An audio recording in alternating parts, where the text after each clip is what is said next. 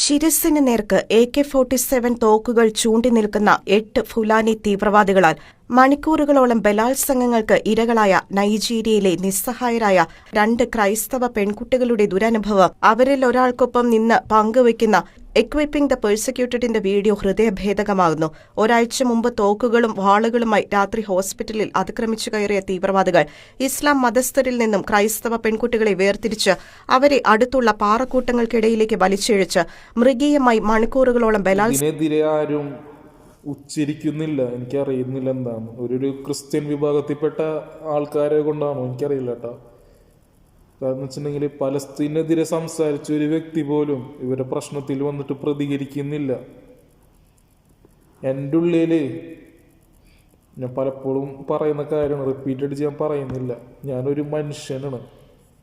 എന്നെ നാളെ ഹെൽപ്പ് ചെയ്യുന്നത് ഏത് വിഭാഗത്തിൽപ്പെട്ട ആൾക്കാരെന്ന് എനിക്കറിയില്ല.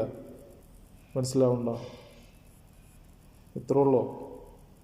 കൂടുതൽ ഞാൻ പറയുന്നില്ല. എനിക്ക് പനിന് മനുഷ്യനായി കണ്ടാൽ തീരാവുന്ന പ്രശ്നമുള്ളൂ. എല്ലാവർക്കും നല്ലത് വരട്ടെ.